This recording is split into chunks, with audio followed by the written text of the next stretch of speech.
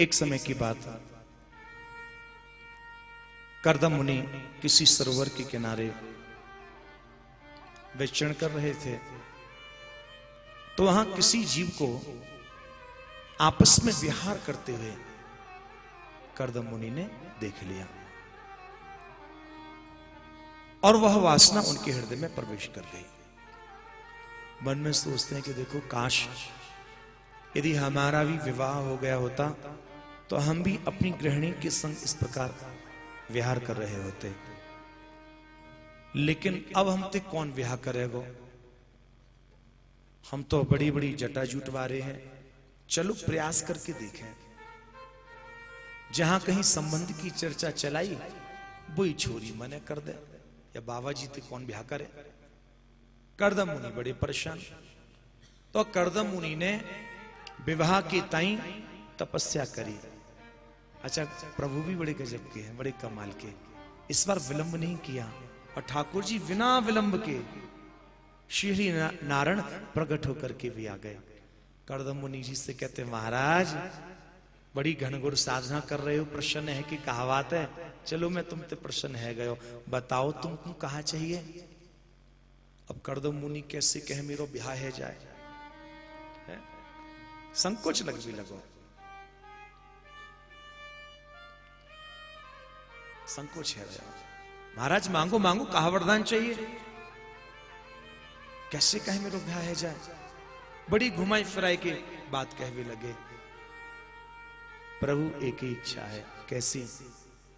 तुम्हारो जैसो छोरा मेरे घर में है जाए।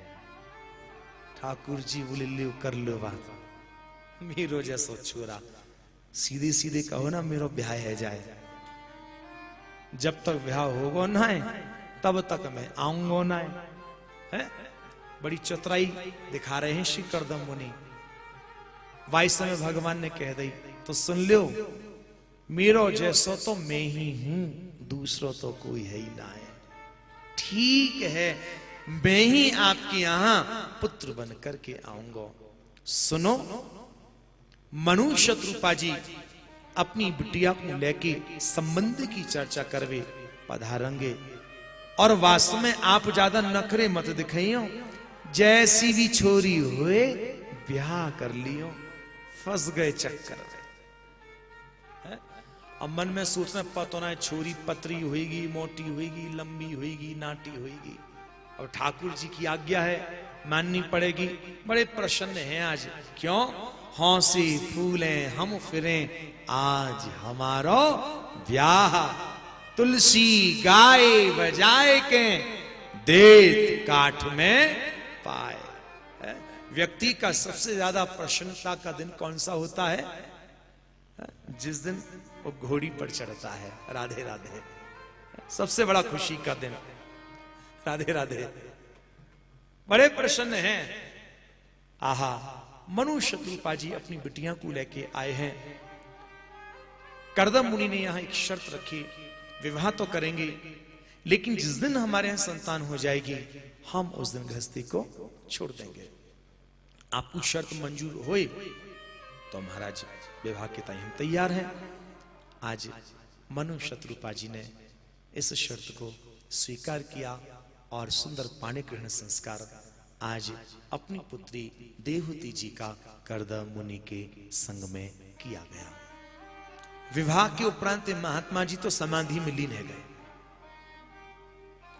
कई वर्षन के पश्चात जब समाधि से जागे, अपने आश्रम में जब श्री देवहूति जी को देखो, आश्चर्यचकित हो गए।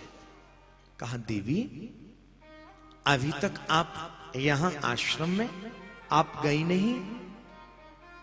देवहूति जी कहती हाथ जोड़ करके, नाथ, इस संसार में आपकी सिवा हमारा कोई दूसरा नहीं है। हमारे पिता कन्या दान कर चुके हैं, आपको सौंप चुके हैं, इसलिए सब कुछ आप ही हैं। आप ही बताओ, हम आपको छोड़ करके और कहां जा सकती है? इस भावना को देख करके कर्दम मुनि गदगद हो गए। कर्दम मुनि ने कहा, हम आपसे बहुत प्रसन्न हैं, बताओ क्या चाहती हो? तो नेत्र बंद करके हाथ जोड़ करके कहती है, महाराज, संसार में ऐसी कौन स्त्री होगी जो अपने पति की आत्मा को पुत्र रूप में देखना ना चाहे। कर्दम मुनि समझ गए। कर्दम मुनि ने हाथ जोड़ करके कहा, देवी अभी आपका शरीर दुर्बल है और आप प्रसव पीड़ा को सहन नहीं कर सकोगे। जाओ पहले बिंदु सरोवर में स्नान करके आओ, डुबकी लगा के आओ। जैसी बिंदु सरोवर में गई, डुबकी लगाई, आय हाय हाय, शरीर अच्छा हष्ट पुष्ट है गयो है। आज बड़ी ही सुंदर श्रृंगार से श्रृंगारित हुई।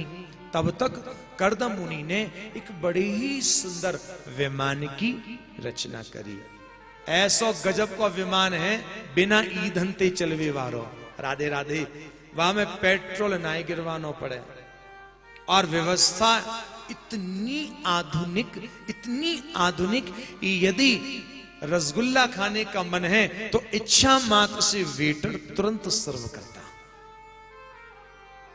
सुंदर प्रकृति, सूर्य है, चंद्र है, समस्त ऋतुएं हैं, समस्त ऋतुओं के फल हैं, सुंदर पौधे हैं, बाग बगीचा, झरने, ऐसा विमान। देखिए ऋषियों का विज्ञान कितना आगे। आज भी विज्ञान बहुत आगे है, लेकिन जब इस प्रकार के वर्णन सुनते हैं तो ऐसा लगता है कि पहले का समय का जो ज्ञान था वो भी बहुत आगे का था। राधे राधे। इसलिए तो वैज्ञानिकों की बात जरूर अच्छी लगती है कि हम जो भी तकनीकी लेकर के आए हैं उसकी खोज की है। और खोज किसकी की जाती है? जो पहले से हुआ करती है। आज कई वर्षों तक विहार करने के उपरांत इनके यहां 9 कन्याओं का जन्म हुआ। अब जैसी 9 कन्याओं का जन्म हो गया, ये तो गृहस्थी छोड़ के जावे लगे।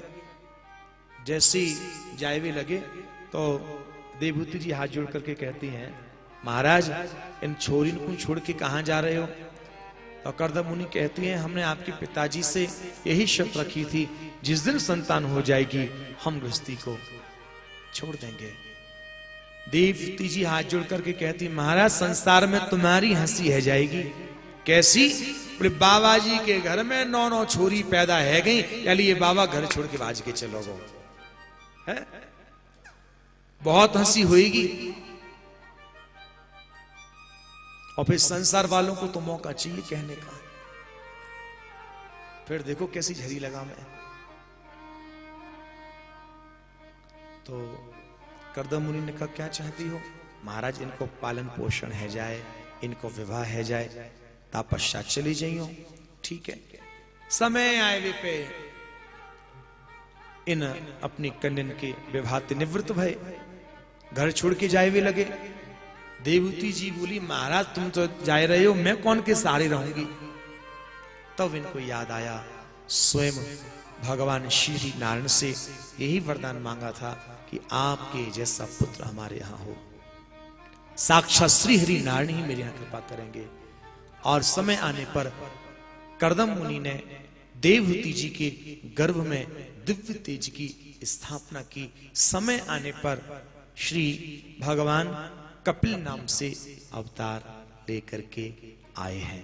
बोलो श्री कपिल देव जी महाराज की जय।